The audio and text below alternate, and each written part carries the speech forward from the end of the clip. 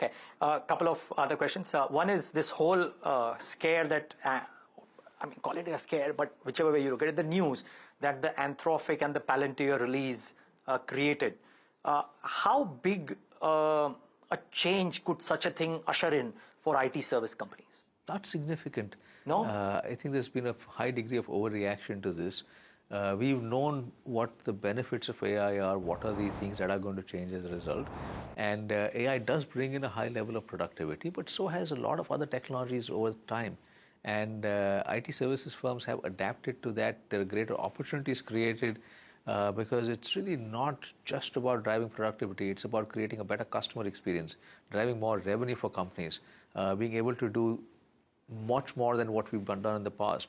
And that's what AI brings in, that's what quantum brings in. So we see a lot more opportunities opening up for IT services firm. If you go back 25 years, we've gone through everything from call centers not being required to Y2K coming in and IT services being predicted that they will die after Y2K happens. But isn't this different, Dr. Shah? Every time something comes in, it looks different. When blockchain came in, it looked very different at that point in time. So the fact that it's here and now makes it look different. But technology in general is always very much hyped in the short term and sometimes underappreciated for the long term. So AI will have a very positive impact. But at this point, the hype is far greater than reality.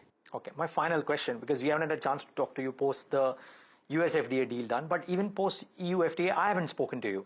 And for a lot of auto experts, the EU FDA, as and when it comes into being, is a far bigger import competitive scenario than the US one.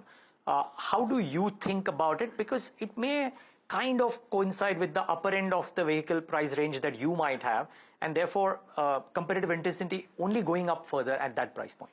I think the government has done a very nice job balancing multiple factors and created something that's a win for both the EU and for India. It creates a win for India because it still incentivizes foreign manufacturers to make in India, which is what we want. We want everyone to make in India. It really doesn't impact competition for us at all because all the European models are here in India today. And it's not as if any OEM can make a car there, ship it to India, pay the cost for that shipping, pay the cost of holding inventory for those 3 or 4 months more, and be able to deliver it to the customer at a lower cost than what they can make in India today. So from that standpoint, competitive dynamics really don't change. It creates an imbalance if a European maker could say, I will shut my India plant and send everything from there. But that is not the case because the government has set it up in a way where it incentivizes companies to continue the plants in India, to continue to make in India as well. And that's the reason why I say it has been done really well. It's balanced multiple factors and created a win for both and created an opportunity for us in terms of being able to send our vehicles to Europe. And that's something that we will take advantage of. Well, the numbers show that you have every right to be optimistic with everything that's happening around you. But lovely talking to you, Dr. Shah. Thanks so much for taking the time out and speaking to us. Likewise. Pleasure talking with you.